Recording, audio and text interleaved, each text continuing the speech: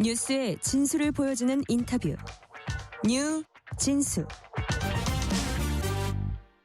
러시아 우크라이나 전쟁이 발발한 지 4년 가까이 돼가지만 아직도 종전을 향한 여정은 험난합니다.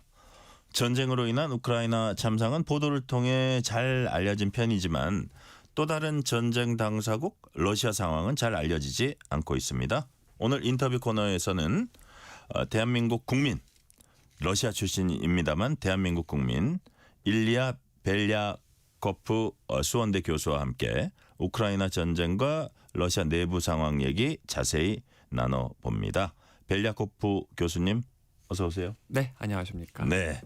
자, 한국말도 너무 잘하시고 우리 벨야코프 교수님은 대한민국에 산 지는 20년이 넘었고 네. 귀화한 지도 10년이 넘었다고 하셨죠? 거의 10년 됐죠? 10년 차입니다. 네. 그래요. 네. 귀화를 하시게 된 어떻게 이유가 있나요? 이유는 여기는 계속 살려오고 귀화를 한 그래요. 거죠. 예. 네. 어떻게 한국에 살아보니까 저기 우리 교수님하고 잘 맞습니까? 잘 맞는 것 같더라고요. 예, 그래요. 아니 이게 단순히 러시아는 추운데 여긴 덜 춥다 이건 아닐 거 아니에요. 그러니까 그건 당연히 아니죠. 생활을 해보니까 한국이 나 살기에 좋다 이렇게 생각을 하신 그러니까 거예요. 워낙 너무 어린 나이에 와서 네. 거의 모든 첫 경험이라든가 이런 부분들은 그러니까 사회 생활도 여기서 시작했고 네. 또 오래 살다 보니까 자연스럽게 이게 칩이 돼버렸고. 대학교 때 오신 거예요? 네, 거의 2학년, 3학년 때. 아, 그러시구나. 네. 대학교 때 이렇게 오다 보니까 여기에 어떤 문화나 여러 가지가 많이 맞아서 한국에 살자. 자, 한국인 벨야코프 교수님이십니다. 네. 자, 일단 러시아 우크라이나 전쟁 장기화하면서 러시아 쪽 상황 어떤지 궁금합니다. 우리가 우크라이나 쪽은 이제 화면으로도 많이 나오는데 러시아가 장기간 전쟁으로 지금 어떤 영향을 받고 있는지 러시아 상황은 지금 어떻습니까? 이것도 네. 얘기가 정말 많아질 수 있는 부분이긴 한데 예. 여러 측면에서는 경제적으로도 그렇고 사회적으로도 그렇고 여러 다른 측면에서도 많이 어려워지고 있는 게 사실이죠. 그래요. 경제적으로도 지금 전쟁은 돈이거든요. 그러니까요. 그래서 그 러시아가 아무리 돈을 많이 갖고 있는 나라라고 해서 또 돈이 많이 들어가기 때문에 지금 조금 이제 돈이 부족하다는 그런 기미가 보이기 시작했고 또 사회적으로 여러 가지 문제들이 여기저기 막 그렇게 터지고 있는 그런 현상을 볼 수도 있고요. 이미 전쟁의 후유증들이 보여지고 있다. 이미 벌써부터는 시작했다고 봐도 무방합니다. 그래요.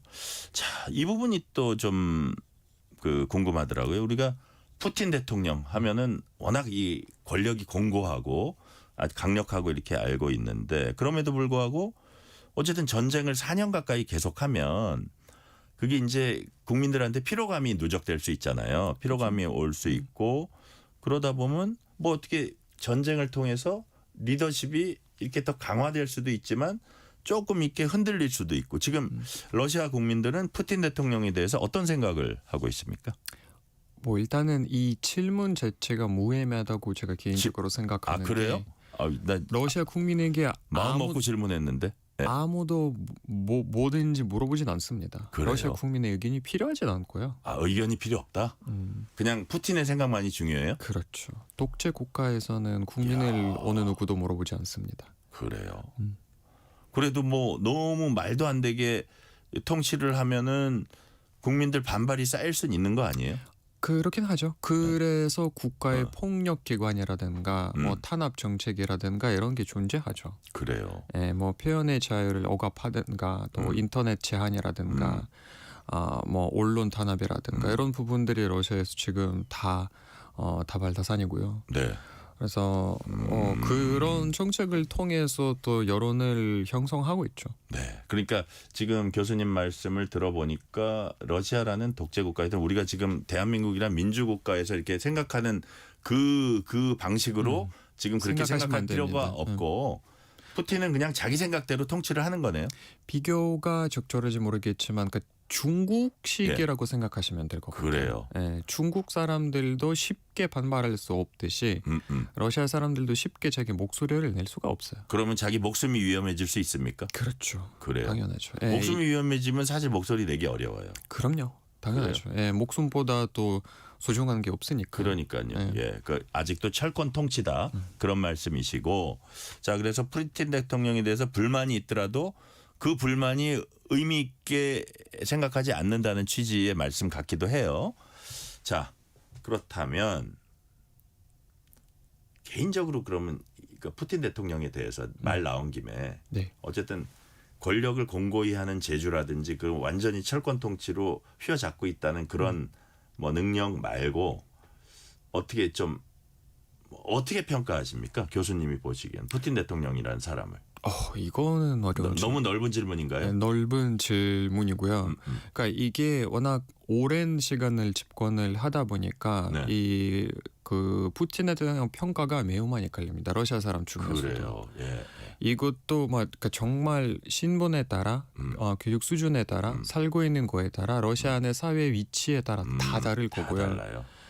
그래서 뭐 그러니까 저는 개인적으로 이런 뭐 독재라든가 그러니까 자유가 없는 그런 사회를 좋아하는 편이 아니기 때문에 네네. 당연히 높은 평가를 하기가 좀 그렇고 근데 러시아 내에서도 현재 네. 푸틴의 정권을 옹호하거나 지지하는 사람들도 꽤 있어요.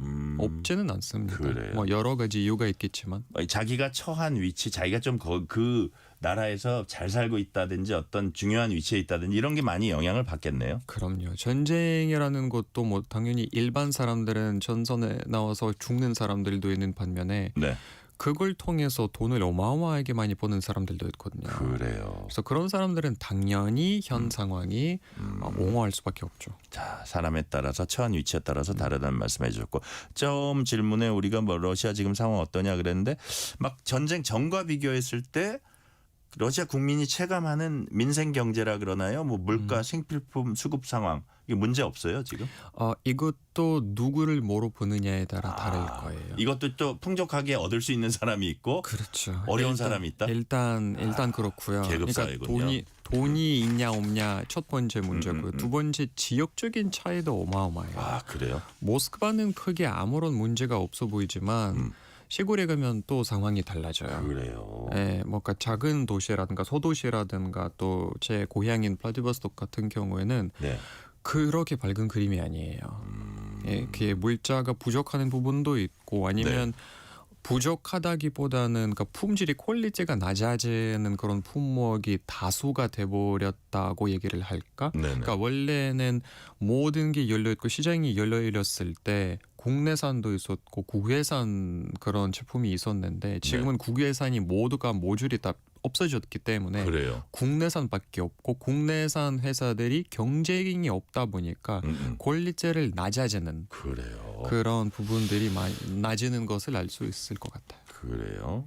자, 블라디보스토크면 거기 여행 가끔 가는 분들 제가 얘기를 들었는데 엄청 가깝다 그러대요. 여기서 그렇죠. 예, 비행기 타면 뭐 금방 뭐 2시간? 한 1시간 반에서 2시간 그죠? 사이. 네. 와, 그렇게 가까이 러시아가 있군요. 직항이 있었을 때는. 그러니까 직항 없어졌어요? 지금은 다 러시아 직항은 다 없어졌죠. 그 관계가 그렇게 됐구나. 자, 최근에 벨랴코프 교수님은 지극히 사적인 러시아 개정 증보판에서 러시아에서 전쟁 반대 목소리에 대한 탄압 심해질 거다. 이렇게 예측을 하셨습니다. 자, 러시아에서 아까도 우리가 비슷한 얘기 잠깐 나누긴 했는데 정치적 메시지 내는 게 전쟁 반대라든지 이런 메시지 내는 게 정말 위험한 일입니까? 위험합니다. 네. 그래서 러시아에서 나오는 뉴스는 우리가 거의 대부분 해외에 나가 있고 그러니까 이민 가 있는 그런 기자나 언론사를 통해서 알 수 있는 거고요. 네. 러시아 국내에서는 모든 방송사들이 정말 심각한 검열을 받고 있는 상황이기 때문에 정보가 많이 왜곡되어 있거나 그래요? 아예 숨겨져 있거나 뭐 그런 상황이죠. 그래요. 자, 아직도 철권 통치다. 그냥 우리가 뭐 교육도 좀 하고 거기에 뭐 어떤 그 경제도 이렇게 돌아가고 하니까 괜찮을 거다라고 생각하는데 정치 부분은 중국처럼 이렇게 완전히 철권 통치다. 사람들이 사실 어떤 반대의 목소리, 그 다양한 목소리 내지 못하고 있다. 그런 말씀이시네요. 내지는 못하죠. 그러니까요. 자, 이렇게 전쟁 치르는 와중에 그렇다면 러시아 국민들이 우크라이나를 어떻게 바라보고 있는지 그것도 또 궁금합니다. 러시아 정부가 내세운 전쟁 명분을 러시아 국민들은 마음속으로 지지하는지 또 우크라이나에 대한 러시아 국민의 그 시각, 인식, 그 보는 눈이 전쟁 전과 후에 또 달라진 게 있는지 이 부분은 어때요? 전쟁을 옹호하는 사람들은 당연히 우크라이나를 싫어할 거고요. 네. 전쟁을 반대하는 사람들은 당연히 우크라이나에게 이제 호감을 많이 느끼고 있겠죠. 러시아가 지금 잘못하고 있는 거다 이렇게 그렇죠. 생각을 한다 이거죠. 그런 사람들도 적지가 않아요. 그래요. 네, 근데 이게 사회 자체가 거의 뭐 절반 정도가 아니지만, 그러니까 5대5 비율은 아니지만 그래도 네. 너무 많이 갈라져 있고 또 반대 목소리를 못 내기 때문에 사실상은 이 비율이 어떻게 되는지 우리가 정확히 알 수는 없다. 네, 없죠. 정확히 알 수는 없지만 아마 그 마음속으로 들어가면 이게 뭐 어느 정도 갈라져 있을 거다. 그 마음이 시각이. 제가 개인적으로 그러니까 아무런 숫자적인 근거가 없는 개인적인 의견이지만 네. 한 6대4 정도 되지 않을까 개인적으로. 6이 지금 러시아 푸틴 정부에 옹호하는 네. 그러니까 그거를 찬성하는 네. 그렇지만 그거보다 4는 조금 반대. 적게 반대하는 네. 오 만만치 않은데요. 만만치 않죠. 그래요. 그 반대하는 그 마음속에 그러고 있지만 워낙 그 철권 정치를 하기 때문에 겉으로 드러나지 못한다. 그런 말씀이시고요. 네. 자, 러시아의 정보 격차 문제를 잠시 짚고 넘어가 볼게요. 실제 전장에서 벌어지는 일이 있습니다. 이건 실제 우리가 팩트라 그러죠. 팩트. 그쵸? 벌어지는 일 그대로. 러시아 국민들이 전하는 그 전달받는 러시아 국민에게 전해지는 전황, 정보 있을 겁니다. 그 정보 격차는 어느 정도 된다고 보세요? 정보 격자라기보다 네. 큰 문제는 이 정보의 해석이죠. 그러니까 우리 또 지금 뭐 한국도 그렇고 뭐 미국도 그렇고 이 팩트가 있으면 이 팩트 여부 자체가 중요한 게 아니라 이 팩트를 어떻게 해석하느냐에 따라 많이 달라지는데 똑같은 팩트를 해놓고 이게 좋다 나쁘다라는 그 갈등하는 게 그게 네. 중요한 거죠. 그래요. 그래서 이 어떤 팩트를 가지고 이게 좋다라는 게 이제 러시아 중앙 방송 역할이고 또 러시아 해외에 가 있는 반정부의 언론 그런 활동을 하고 있는 기자들은 이제 팩트를 다르게 보는 거죠. 네. 같은 팩트를 있음에도 불구하고. 그래요. 정보의 해석이 더 중요한 문제다라고 해주셨고 아까 우리가 방송 전에 그 왜 다들 자꾸 저 언론에 그렇게 나오는지 그 잘못된 정보다 벨야코프 교수님이 저한테 얘기하신 게 우크라이나 뿌리와 러시아 양쪽 뿌리를 모두 갖고 계신 분이다 이렇게 알려져 있는데 그거는 아니라 그랬는데 뭐 네. 어떻게 된 겁니까 그 부분? 그러니까 이것도 인터넷에서 많이 퍼져 있는 그런 거라더라고요. 아니고요. 결론은 뭡니까? 두 분 다? 결론은 부모님 두 분 다 러시아 사람이고요. 그래요? 근데 왜 이- 잘못 알려졌을까요? 그 이해가 아마 약간 우리 부모님 둘 다 당연히 소련 때 태어나신 분들이기 때문에 그렇죠. 소련 때는 러시아, 우크라이나 이런 게 없었어요. 그 다 소련이었죠. 그냥 다 같은 소련이었어요. 예. 근데 마침 우리 엄마가 태어난 도시는 지금은 현재 우크라이나에 있는 도시예요. 엄마가 러시아 사람이지만 그러니까 어쨌든 완전히 틀린 얘기는 아니네요. 그 지금의 우크라이나 지역에서 태어나셨는데 그 당시는 다 소련이었기 때문에 둘 다 러시아다. 둘 다 러시아라기보다는 둘 다 소련이죠. 소련이다. 소련. 네. 그러네요. 근데 그 민족으로 봤을 때도 그렇고 쓰는 언어로 봤을 때도 그렇고 뿌리로 봤을 때도 그렇고 우리 엄마는 러시아 사람이에요. 그래요? 우크라이나랑 아무런 관계가 없어요. 예를 들어서 그건 어때요? 그 러시아 사람, 우크라이나 사람 그랬는데 뭐 좀 다릅니까? 억양이나 이런 것도 많이 달라요? 억양이 다른 게 아니라 언어가 달라요. 언어가 달라요? 우크라이나는 다른 민족이에요. 그래요. 이거 동슬라브라는 게 있는데 동슬라브의 민족이 세 개가 있어요. 러시아와 벨로루시, 우크라이나. 오. 이거 오로지 민족이에요. 민족어가 따로 있고 뭐 민족 뭐 풍습이라든가 이런 문화가 따로 있어. 뭐 물론 많이 비슷하지만 비슷하지만 근데 엄연히 다른 민족이다. 다릅니다. 근데 네. 그게 소련의 우산 아래 뭉쳐 있었던 거군요. 그렇죠. 이거는 이 세 가지뿐만 아니라 여러 가지가 있었죠. 뭐 소위 우리가 한국에서는 스탄 국가 불리는 뭐 우즈베키스탄이라든가 그러니까요.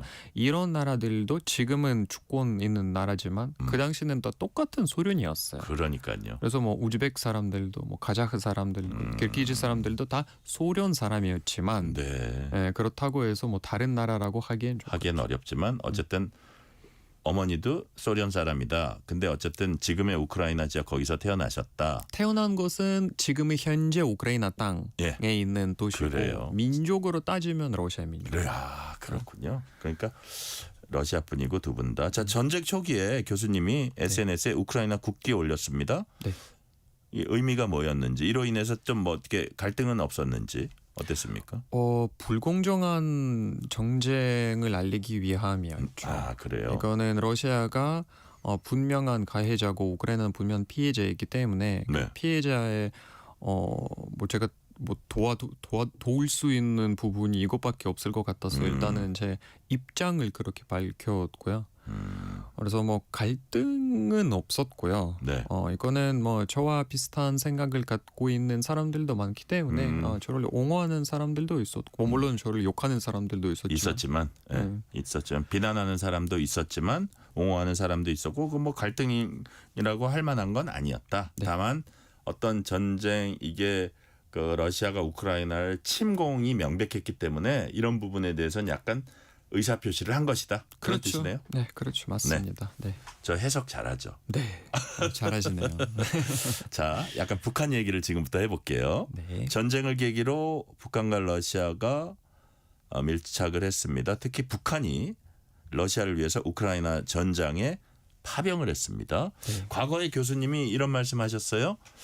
러시아와 북한은 사이가 별로 안 좋다 이렇게 말씀하셨습니다. 네. 그렇다면 지금 러시아 북한 관계는 전략적 비즈니스 관계입니까? 아니면 근본적인 관계 변화가 지금 일어나고 있습니까? 저는 전자라고 생각합니다. 아, 그래요? 이거는 지금 임시적인 동맹이라고 부를 수 있는 관계인 것 같고 네. 본격적으로 러시아와 북한이 이해가 너무 크기 때문에 이해 충돌이 또 네. 관심도 다르고 또 자기의 나라의 목적과 목표가 다르기 때문에 사실상은 지금 지정학적인 그런 상황 때문에 같이 가게 되는 것뿐이지 크게 장기적으로 보면 서로를 공통점이 거의 없는 데다가 공유할 수 있는 그런 가치들이 없어요. 그래요. 그래서 지금은 딱 이렇게 됐지만 당분간 아마도 그런 밀접한 관계 유지가 아마 될 거예요. 그래요. 예.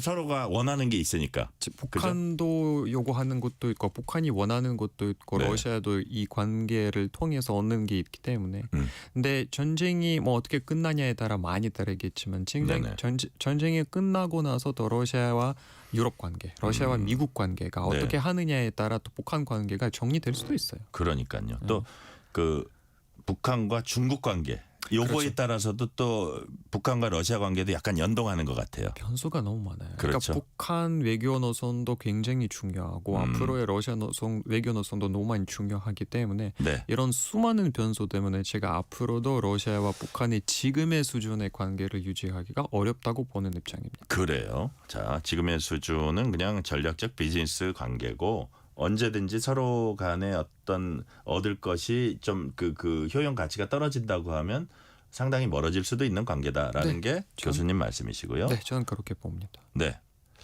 요 점이 제가 또 궁금하더라고요. 그 북한 러시아 관계에 있어서 북한이 사실 어떻게 보면 그 경제난이라든지 국제적 고립의 돌파구로서 파병을 결정한 건데 어떻게 보면 뭐 젊은이들 피를 흘리면서 파병을 했고 그다음에 거기로부터 이제 경제적 반대급부를 받잖아요.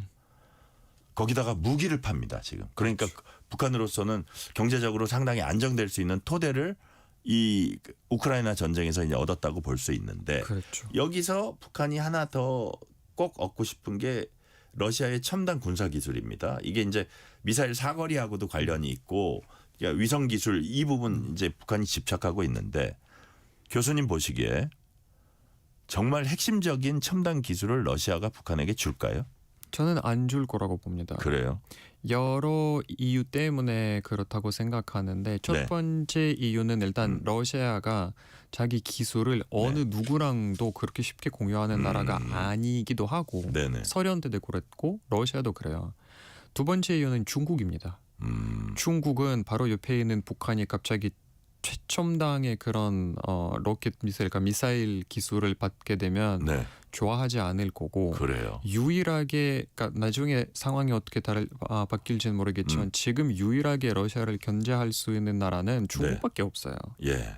그래서 중국은 아마 몇 번 그런 경고 카드를 보냈을 거예요. 러시아에다가. 그래서 러시아가 되게 조심스럽게 행동을 할 거라고 저는 개인적으로 봅니다. 그래요. 러시아가 그 첨단 기술을 쉽사리 북한한테 넘겨주지는 않을 것이고 기술 협력은 하겠지만 어느 정도 수준에서 아마 어느 이렇게 정도, 생색내기용으로 조금 할 거다. 공유할 수 있을 만큼은 아마 공유할 그러니까요. 거예요. 그걸 아주 뭐 게임 체인저니 뭐 이런 것들을 할 수는 없고 그 정도는 아닐 거예요. 그러니까요. 그 약간 어느 정도 내는 그런 수준에서의 기술 협력 정도가 있을 거다라는 말씀이시고요. 네. 자, 트럼프 미국 대통령은 우크라이나 전쟁 종식 평화가 가까이 왔다 말하고 있습니다. 뭐 네. 90%뭐 이런 숫자도 얘기하고 근데 네네.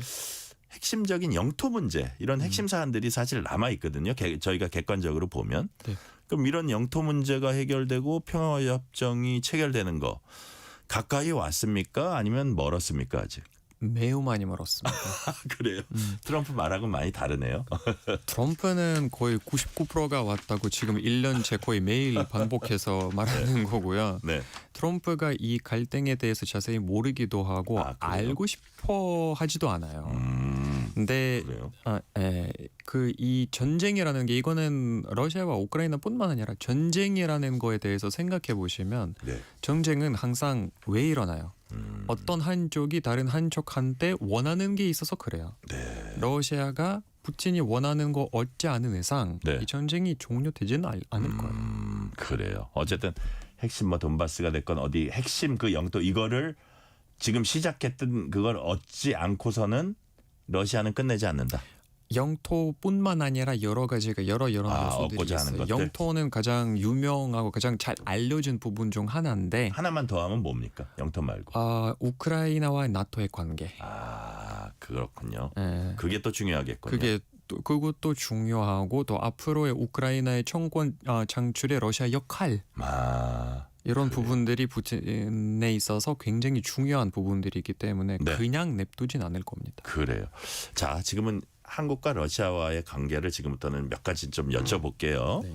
한때 러시아 주요 교역국 한국이었습니다. 지금 비우호국으로 지금 지정이 돼 있죠. 그렇죠. 자, 러시아인들이 그렇다면 지금 한국의 전자제품이나 화장품이나 K-팝 같은 문화 콘텐츠에 대해서 전반적으로 한국에 대해서 혹은 한국의 상품 좀 앞서가는 상품들 있잖아요. 네. 어떻게 생각하고 있습니까? 매우 긍정적으로 생각하고 그래요? 있죠. 예. 네. 이거는 일반 사람들이 생각하는 것과 정부끼리 있는 관계랑 전혀 상관이 없는 케이스 중에 하나인데 그래요? 정부끼리는 뭐 사올 수도 있고 서로에 대한 뭐 경계 카드 보내거나 그런 약간 적대적인 그런 관계를 보일 수는 있지만 일반 사람들은 뭐 크게 뭐 딱히 뭐 없어요. 그래요? 러시아에서도 다 뭐 드라마 보고 음악 듣고 뭐 뭐 BTS 블랙핑크, BTS 다 압니까? 지금 난리가 나서 BTS 좀 이따가 이제 공연을 하잖아요. 예. 부산이랑 고양이랑 또 지금 얼마 전에 또 서울이랑 뭐 예. 숭례문이랑 또 하겠다고 러시아에서 지금 아미가 난리가 났어요. 그 그래요? 티켓을 못 구한다고. 그래서 BTS, 블랙핑크 그냥 난리 났네. 예. 그게 정말 어떤 국경의 의미가 없는 거예요. 그런 없어요. 거는. 이거는 그죠? 네. 이제 글로벌화된 그런 문화이기 때문에 이거는 네. 러시아, 우크라이나라기에는 좀 의미가 없어진 것 같고 문화적인 그런 문화권이라고 얘기를 해야 될 것 같아요. 같은 문화권에 있고 또 많은 사람들이 한국 제품에도 관심을 많이 갖고 있기도 하고 네. 뭐 계속 뭐 전자제품이라든가 이런 부분들을 많이 쓰고 있죠. 그래서 쓰려고 하기도 하고요. 그래요. 근데 쓰려고 하기도 하고 쓰고 있는데 양국 간 교역이 한창 많이 할 때 비하면 많이 위축돼 있어요. 그건 맞죠. 그건 현실이고 지금은 뭐 경제 제재라든가 여러 가지 제한 때문에 자유롭게 그런 교육이 이루어질 수 없는 상황인데 네. 그래서 뭐 여러 가지 방법으로 좀 아직까지도 교육이 이루어지고 있기는 한데 많이 부족하죠. 그래서 이런 부족함이 뭐 그러니까 저도 그렇게 생각하고 있고 여러 전문가의 말에 의하면 거의 1990년대 초반이랑 비슷한 수준으로 거의 떨어졌다고 봐도 과언이 아닐 정도일 것 같습니다. 그래요. 저희는 지금 일리아 벨야코프 수원대 러시아어과 교수와 함께 우크라이나 전쟁과 러시아 내부 상황 북한과 러시아의 관계 그리고 한국과 러시아의 관계 등 전반적으로 잘 살펴보고 있습니다. 교수님 지금 책에서 이런 말씀하셨어요. 평화가 찾아오면은 다시 서로를 여행하게 될 거다. 네. 이런 희망을 담은 말씀을 하셨습니다. 교수님 보시기에 앞으로 좀 어떤 계기가 되면 한러 관계 좀 호전될 수 있다고 보세요? 뭐 일단 많은 변화가 필요할 거고요. 네. 러시아 쪽에서도 한국에 대한, 그러니까 러시아 정부 쪽에서 한국에 대한 태도가 좀 바뀌었으면 하는 바람에서 네. 좀 이렇게 장기적으로 봤을 때 우리나라끼리는 사실은 싸울 일이 없거든요. 그래서 언젠가는 다시 정상화가 되면서 우리 서로에게 러시아 사람들도 한국에 오고 또 한국 사람들이 러시아 가고 그런 관계가 복원했으면 하는 바람에서 출입국이 지금 많이 이렇게 제한돼 있나요?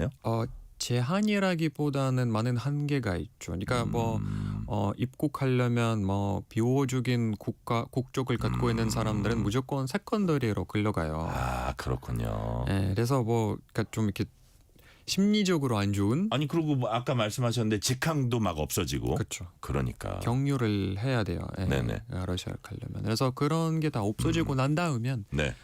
다시 이제 관광객 흐름이 오가기 시작하면 또 네. 러시아 많이 방문했으면 하는 바람에서 이런 말을 책에 넣어봤습니다. 그래요. 자 교수님 그리고 한국인들이 러시아를 이해할 때 가장 먼저 요거는 좀 버렸으면 좋겠다 하는 편견 같은 거 있으면 어떤 걸 꼽으세요? 러시아가 춥다. 춥다? 안 추워요? 이런 거 버렸으면 좋겠어요. 그러니까 뭐 당연히 동네마다는 좀 당연히 다르긴 자, 한데 일단 모스크바. 모스크바는 겨울은 춥죠. 예. 네, 겨울은 여기보다 훨씬 추워요. 서울보다 춥다. 네. 근데 여름에는 어느 정도 돼요? 여름에는 한 영상 27도, 28도? 그래요? 그럼요. 나 진짜 편견 있어. 하나만 더 편견 네. 하나만 더 네. 저기 버렸으면 좋겠다 하는 거 있으면. 편견. 예. 러시아 사람들이 잘 웃지 않는다. 그렇지 않아요? 그렇진 않아요. 그래요. 그러니까 모르는 사람한테 그럴지도 모르지만 서로 아는 사람들끼리 혹은 뭐 친구들끼리 잘 웃어요. 그래요. 러시아 친구들이. 네. 자 그렇다면 이거 약간 마지막 질문 가기 전에 마지막에서 두 번째 질문 좀 소프트한 질문 드리면 네. 저도 사실 러시아 가본 적 없는데 네네. 또 미국은 많이 가봤어요 저는. 근데 특파원도 미국에서 하고. 네. 자 러시아에 혹시 여행을 가게 되면 여기를 꼭 가라. 어디 갑니까? 저는 아까 뭐 물론 모스크바가 수도이기도 하고 네. 모스크바에서 볼 곳 맞지만 저는 모스크바보다 러시아의 제2 도시인 상트페테르부르크를 추천해드리고 싶습니다. 그래요? 거기에는 아마 훨씬 더 예쁠 거고 그러니까 도시 분위기 자체가 매우 이런 러시아 문화를 잘 대표한다고 할까요? 그래서 그런 쪽으로 한국 분들이 많이 갔으면 좋겠고 뭐 박물관이나 미술관이나 또 그냥 길거리를 돌아다니면서 네. 누릴 수 있는 그런 건축물의 예쁨 네. 그런 게 많이 봤으면 좋겠습니다. 그래요. 상트페테르부르크 추천하셨고요. 마지막 질문 드립니다. 전쟁 비극 속에서 고통받는 러시아, 우크라이나 양국 민간인들과 이걸 또 지켜본 한국민들, 대한민국 국민인 우리 벨야코프 교수님이 꼭 이들에게 전하고 싶으신 말씀 한 말씀 해주세요. 이것 또한 지나가리라. 언젠가는 모든 게 끝날 거고 우리가 다시 정상화될 때까지는 조금 더 버티고 힘을 냈으면 좋겠습니다. 이것 또한 지나가리라. 그러니 힘을 내자. 오늘 말씀 여기까지 듣겠습니다. 지금까지 일리아 벨야코프 수원대 러시아어과 교수였습니다. 오늘 말씀 감사합니다. 네, 감사합니다. 편지 왔습니다.